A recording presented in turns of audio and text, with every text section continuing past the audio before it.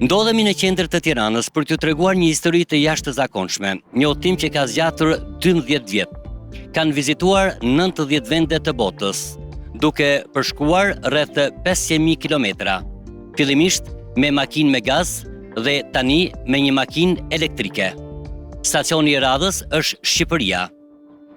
Ata janë regjizori kinez Fan Yuhu dhe bashkëshortja e tij e shoqja malajzano-kineze Zhu Xinyi.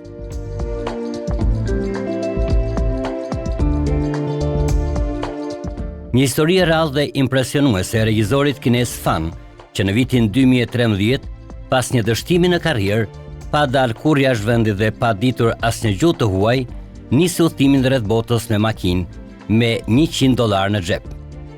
Udhëtimi ka zgjatur 12 vjet. Ata kanë vizituar 90 vende të botës deri tani.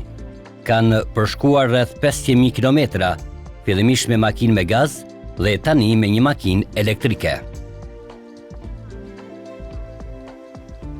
Fani postonte në media sociale të gjithë udhtimin e tij, përvojat e jashtëzakonshme dhe bënte reklama për ushqimin dhe akomodimin, ofruar falas nga dyqane dhe motele kudo në përbot. Pas u bllokuar në Malajzi për shkak të pandemisë COVID-19, kinezi Fan u njoh nëpërmjet rrjeteve sociale me një vajzë malajziane me origjinë kineze, Zhu Xinyi, me cilën dante të njëjtin pasion për udhëtimin. Ata vijuan udhëtimin së bashku të dashuruar, por me një makinë elektrike, mikesore me mjedisin.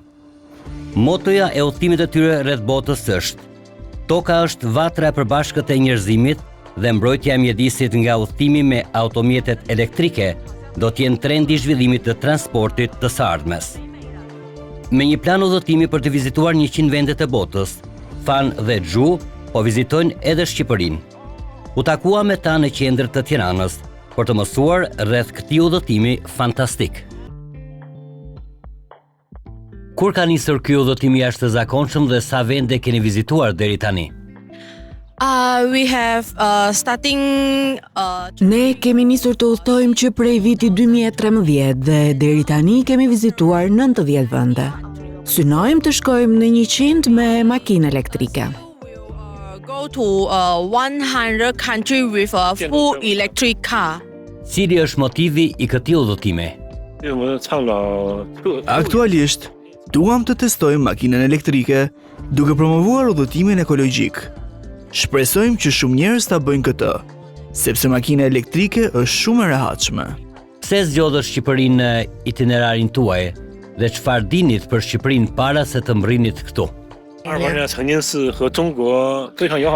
Momentalisht, ne po udhtojmë në 30 vendet e Europës. Kjo është hera e parë që vim në Shqipëri. Shpresojmë të shikojmë më tepër nga vendi dhe ta ndajmë këtë eksperiencë me gjithë botën.